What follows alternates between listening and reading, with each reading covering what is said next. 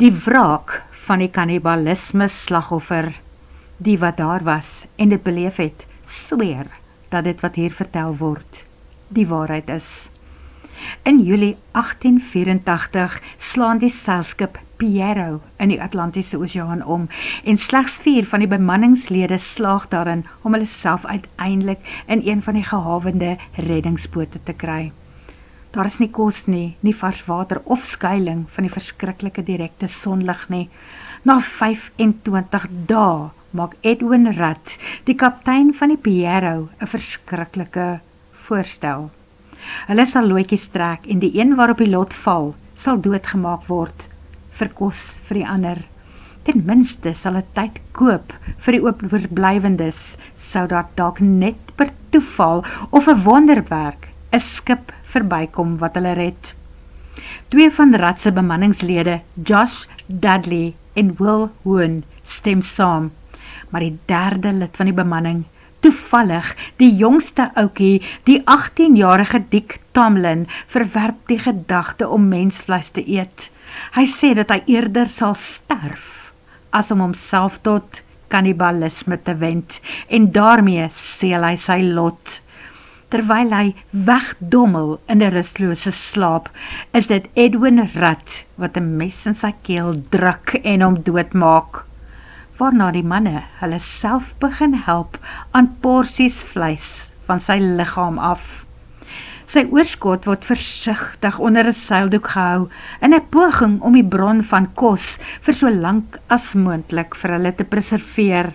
En toe, 4 dae later, verskyn daar in die wye oseaan met geen land in daardie stadium in sig nie, wel 'n ander kleiner boot, die Gallertop, op die horison, en die kaptein snel die 3 in die reddingsboot te hulp.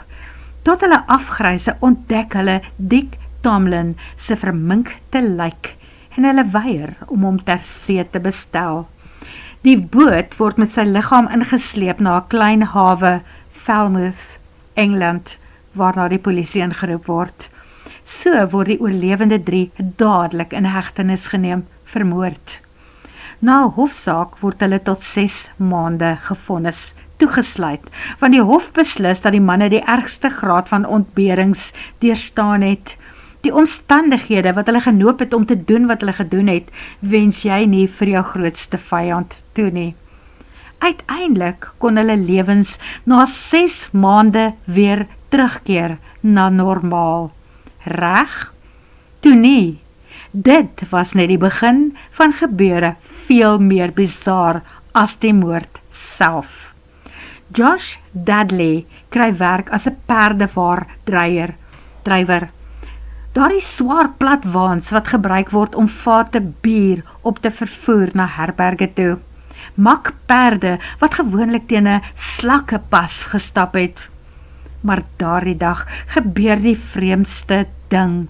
Van iewers uit die mistigheid verskyn 'n verminkte gedaante met bloederige lappe en verbande om sy lyf, so skrikwekkend dat die perde wit oog en met skuim om die bekke in hulle juk begin spring en kap. Josh Dudley word van die wa af geslinger en hy beland reg onder die perde se pote. Sy kop word eers vergrys en teen die tyd dat die perde bedaar, is daar waarskynlik nie 'n heel been in sy liggaam oor nie. Die gedaante is weg, maar dit was waarskynlik Tomlin se woedende siel, besluit die wat weet wat gebeur het en wat gesien het. Kaptein Rudd gaan waarsku sy makker Will Hoon en sou hou dat hulle jong slagoffer nie rus nie. Hoon, wat homself na hulle terugkeer elke dag byna in 'n koma gesuip het. Sy eerste reaksie is om nog 'n bottel gin in sy keelgat af te gooi. Deur die nag begin hy hallusineer. Hy sien die verskriklikste gesigte en skree onsamehangend van 'n verminkte, halfgeslagte, half ontbinde wese wat hom jaag. By die hospitaal waarin hulle hom neem, word dit alles toegeskryf aan die staat van delirium, waarin hy verkeer as gevolg van al die alkohol. Maar van aan die ander pasiënte wat hom gesien het, vertel dat daar 'n figuur langs sy bed kom staan het. 'n gehavende jong man in lappe en doeke toegedraai wat gelyk het asof hy die pasiënt probeer troos het. 'n bloederige persoon. Hy het oor hom gebuk en daarna sterf hoon. Natuurlik was kaptein Rat vreesbevange daarna. Hy moes geweet het dat die jonge Tomlin nie gaan rus voordat hy hom nie op sy eintlike moordenaar kon gewreek het nie, en dit was mos hy, kaptein Rat. Die dat hy daardie nag na die polisiestasie toe gevlug het en aangemeld het en gesmeek het vir beskerming. Hy het gevra dat hulle hom oornag in een van die selle moet toesluit. Dit was lank na middernag, toe daar skielik 'n bloedstollende gegil van daar af begin opklink. Die manne wat deurnag aan diens was, het opgespring en het hulle daarna toe gehaas. Maar kaptein Rat was reeds dood, toe hulle sy seldeur oopsluit en instorm. Hulle sien die verskriklikste ding. Sy bene, bokant die knie, is oopgesny, en van die vleis onder die vel is verwyder. Waarskynlik dieselfde dele wat daardie 3 manne eerste van Dick Tomlin se liggaam afgeoes het nadat hulle hom vermoor het, daar op die oop see. Maar wat hulle nooit sal vergeet nie, is die wydgerekte, verskrikte, angsbevange oë van Edwin Rat, wat daardie nag iets gesien het wat geen lewendige mens kan hanteer nie. Is dit nie dalk dieselfde oë waarmee Dick Tomlin na sy moordenaars gekyk het, terwyl hy gesterf het en hulle hom begin opkerf het nie? Hy, moordenaar, dink jy kan iemand doodmaak en daar gaan niks van kom nie? Nie hier op die aarde nie, maar iewers is daar oë wat jou gesien het. Dalk nog die slagoffer self, wat jy leweloos agtergelaat het, of wie se liggaam jy iewers gaan wegsteek het.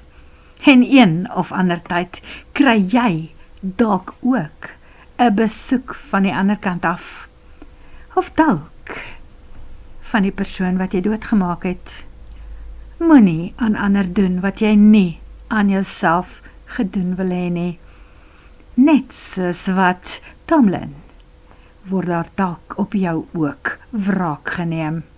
Wraak wat jy geen ander mens eintlik behoort toe te wens nie.